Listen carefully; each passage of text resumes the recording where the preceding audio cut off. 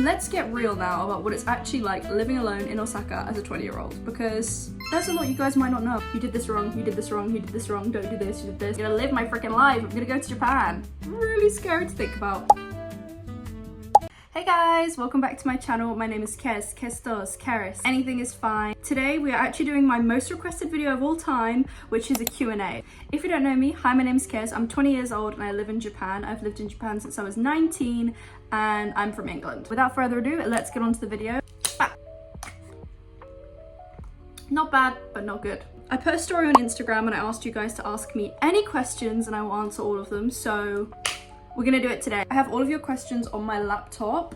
Section number 1 of this Q&A is gonna be moving to Japan. So many of you asked how I moved to Japan at 19 years old. So let's start there. Makes sense, right? So the first question is from A_J.0027. Thank you for asking me a question. What visa are you on and how long will you be on it? I am on a working holiday visa. This is a visa that you can get from the UK and a couple other countries, but basically what it means is your primary activity in Japan has to be tourism or holiday, but you also have the opportunity to do work while you're here. So it's not a student. I know a lot of people come here on a student visa, but it's not a student visa. I had to write an outline of activities for a year. So like I want to travel to Hiroshima, Tokyo, I want to go to Okinawa, I want to go to Sapporo, like a lot of different places that I want to go, and basically I have to do it. I have to be like a tourist who also lives here and can get a job to like support all of my tourism, if that makes sense, which fits me perfectly because, you know, I just do part-time work and then I have savings so I can travel around a lot.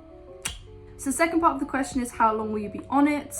It's 1 year, but I can extend to 2 years, so I'm going to go back in January and extend it, hopefully. But I have a few options for my visa because everything's changing for me so quickly now, so I don't know if I'm going to go for a work visa, a study visa, extend my working holiday. I have no freaking idea, but I'll keep you guys updated on that process. Question number 2 is, how much did you save before moving to Japan? So the thing about me moving to Japan is I really didn't plan it until I did it. I was working part-time in England, I worked in a jewelry store, I had an apprenticeship, I worked for a marketing company for like 3 years, and basically my mum said half of all the money you earn every single month has to go into a savings account. So over a few years I saved like £12,000, 10 to £12,000. So when I first came to Japan in June, that was the money that I used, that paid for my flight ticket, that paid for my expenses. Last year there was nothing that I wasn't buying. I was like, if my friends wanted to go out, I was going out. If we wanted to go on a trip, I was going on the trip. Like I was going pretty crazy with my savings. So you definitely could do it more frugally. That savings also supported the deposit for my apartment and the furniture in my apartment, so it did take me a long way. I still have a little bit left that I'm kind of keeping as a backup fund now, but yeah, I saved 10 to 12k. The next question is from Davis.ha. Thank you, Davis. Why did you move to Japan? What did you plan on doing? Okay, so let's get a little personal with this question. As I mentioned earlier, I saved up a lot of money because I wanted to buy a house or put a deposit on a house in England. However, I always wanted to travel to Japan my entire life. Like it was always something I wanted to do. I was planning like 2-week, 3-week holiday, etc. And then when I was 18, just before my birthday, I broke up with my boyfriend who I'd been dating for 4 years. And I feel like that was something that, it made me feel like I finally had control over my life again. And I was like, oh my god, I can literally do anything I want. Because when you're in a relationship, you kind of have like responsibilities to stay with that person or think about their plans. But for the first time in my life, it was like, I'm not responsible for anyone, I can do anything. The first thing I did is I got like 3 tattoos. I have one here, one on my foot. And which I feel like everyone does when they go through a breakup. But I then was like, okay, finally I'm gonna go to Japan, because I felt like we were always umming and ahhing about it, like, oh, should we go, should we not go? And I was like, no, I'm on my own now, I'm gonna do what I want to do, and I literally don't care. Like I was a little crazy during this time because I felt like I got my freedom back, so I was like, oh my gosh, I can literally do anything that I want to do.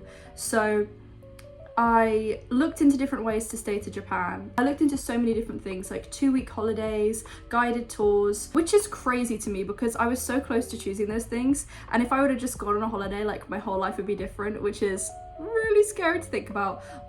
And then I saw some TikTok about au pairing and I was like, okay, let me see if they have au pairing in Japan. Literally got out my iPad, found a host family, emailed them, FaceTimed them, and within like a week I was going and I booked my flight. What? Which is crazy. Like I had no self-preservational skills. I was like, I want to do something cool, I'm gonna do it. I have the money in my savings, nothing's stopping me. So that is why I moved to Japan. It literally was always a dream of mine, and it always felt like something was in the way. But when I finally had my freedom, I was like, oh, I'm gonna do this. Like, I'm not gonna sit in my house and continue living the same life I've lived, like waste my best years. I'm gonna go and I'm gonna live in Japan and I'm gonna see what happens. And if it goes wrong, I don't really care, because it's like, I could have spent my whole life unhappy, or like my whole life stuck in a place I didn't want to be.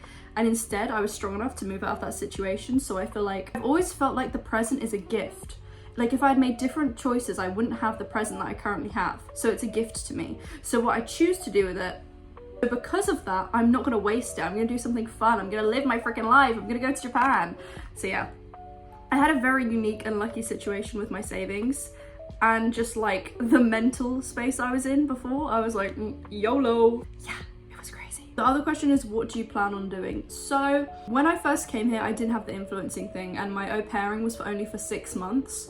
Now, all of my best friends, apart from the ones in England, live here. I have all of my connections here. I have social media here. Like, I feel like I've kind of built myself a life in Japan that I really love. Like, going back to England would be really a culture shock and really weird for me now. So I really want to stay here for as long as possible, as long as I feel like I'm still growing. There's a bunch of other countries in Asia that I really want to travel to. I really want to go to Thailand. I really want to go to Philippines. I really want to go to South Korea again, because I had a really good time last time.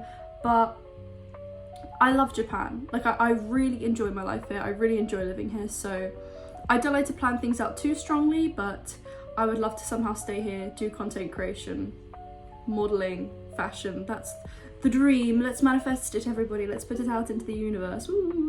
Next section, daily life in Japan. Let's get real now about what it's actually like living alone in Osaka as a 20-year-old, because there's a lot you guys might not know about this. The first question is from Letters from Lid, and it says, do you think you'll live in Osaka forever?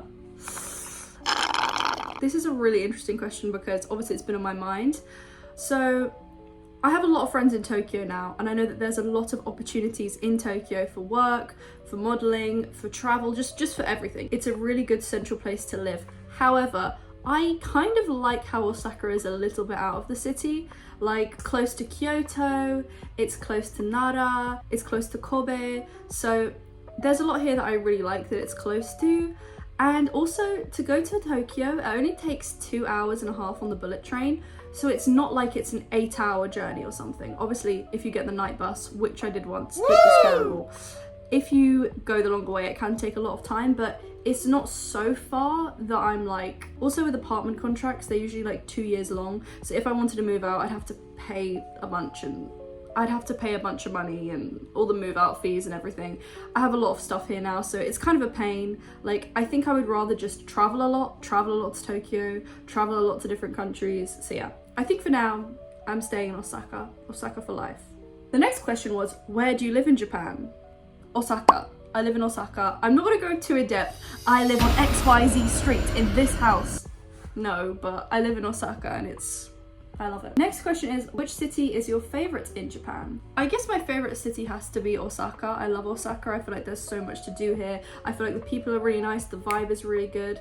Love Tokyo too, but Osaka's like my home city. I also love Kobe, but yeah, Osaka is number one. Next question is from Maddie Luck, and she said, how hard and expensive was it to get kitchen or washing appliances? So luckily I have friends who are Japanese, and they went on to Mercari, which is like a secondhand website, to get all of my kitchen stuff and appliances. So I think my washing machine was around Niman, my microwave and my fridge were around Niman for both of them. So it was really good value. It really wasn't that expensive. So I'd say in total maybe $300 for everything. But I don't have an oven, I don't have an air fryer, I have nothing fancy schmancy.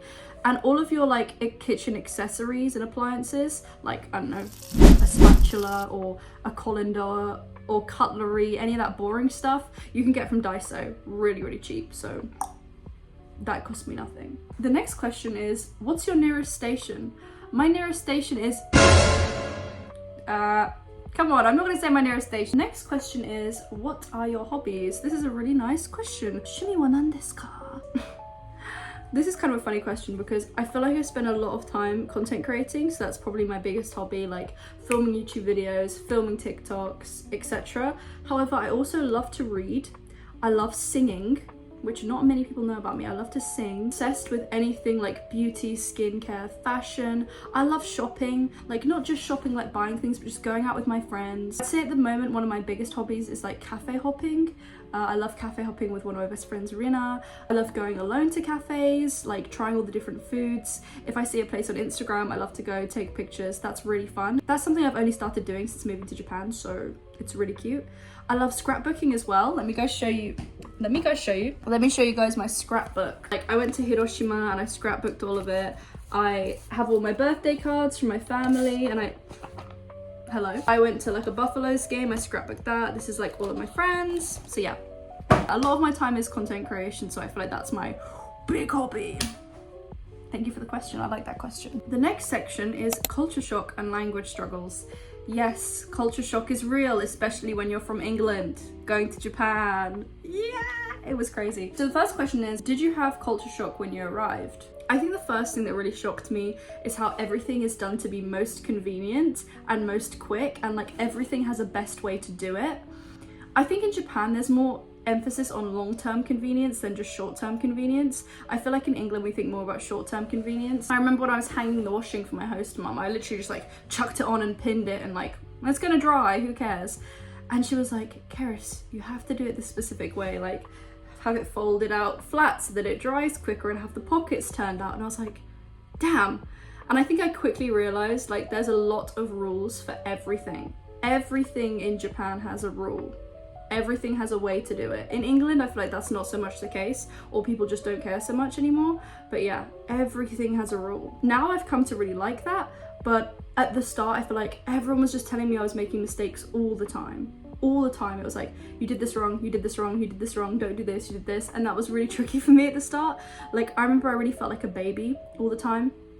Like, I didn't speak the language, and which is like natural to happen, you know, but I just remember feeling like a baby. And I felt like everyone thought I was stupid. I feel like I've learned a lot now, and even when my parents came recently, like I found myself saying to them like, oh, don't point your chopsticks, or like don't point at people, etc., like stuff that people have told me, and you easily forget how it feels to be the person that's like new. So I had to kind of catch myself with that a little bit. The next question is, how did it feel beginning not speaking the language? With my host family, my host mom spoke English, and like I only spoke in English to the kids, so it wasn't that much of a problem.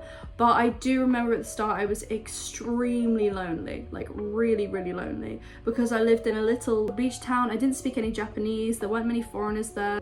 So the chance of me meeting someone was really low. So I would just walk to the beach on my own and just like stare at the sea and like kind of hope that I would see someone that looked my age to speak to. It was really sad. Luckily, eventually I made friends through TikTok, and that just totally changed my life, because people who could speak English and Japanese, and then I branched out. But honestly, I think like socially it did make things really difficult for me, and I just felt quite isolated. I mean, I even used HelloTalk, which is like a really popular language exchange app, met some friends on there, met them, and that was a really good experience. So yeah, I think the hardest part was the isolation of it. Like I used to go to shopping malls and just walk up and down because I was too scared to go in a shop and make a mistake, which looking back is insane. Like I should have just gone for it and just said what I could, but you live and you learn. And like when I finally had the confidence to do it, I feel like it was a really good moment for me. So yeah, I would definitely say practice before you come. But I mean, I learned while I was here, so I'm definitely not fluent yet as well, by the way. A lot of people ask me if I'm fluent. I'm not. I just try my best. Aww. The next question is from Anna, and she said, where do you study Japanese? I'm just starting. I get how you're feeling, Anna. I don't study Japanese in a school, and I actually don't go to classes, but I study Japanese primarily using the apps Konban, HelloTalk, with my friends, speaking Japanese. Like I basically just go outside and kind of throw myself in the deep end these days and just like write down any new words I hear. I watch YouTube videos. I use Learn, which basically like adds captions to YouTube videos. There's a bunch of different apps I use. I'm just gonna kind of scatter them around the screen for you guys, but yeah, I just use apps. I self-study completely. I don't have any tutor. Section number 4 is friends, family, and loneliness. So One of the hardest parts of moving abroad for a lot of people obviously is who you leave behind. So Amira asked me, do you feel lonely sometimes without your family? I think the times where I felt most lonely are the times where I'm mentally low anyways. And I remember like in the first few months, the things I found really hard is having no one here who like loves me. Having no one here who like I'm the most important person in their life, and they will like one call away, they will come and help me if I need something, and like just that kind of loyalty and care I wanted someone to have for me. And that made me really, really sad. I feel like looking back at the time, I was going through a lot more than I wanted to admit openly, but yeah, I was really, really, really, really, really, really struggling with that. Like, I just missed having my mum, like having someone just hug me. Like having someone just hug me was something I really missed. Like, I didn't hug anyone. And it sounds like such a random thing to care about, but like, you know, I went from sitting with my mum on the sofa, giving her a hug, sitting with my dad, giving him a hug, like seeing them every day, to like having no affection like that. And that was really tricky. But in terms of actually just missing them, like their personalities, we FaceTimed a lot and that really helped.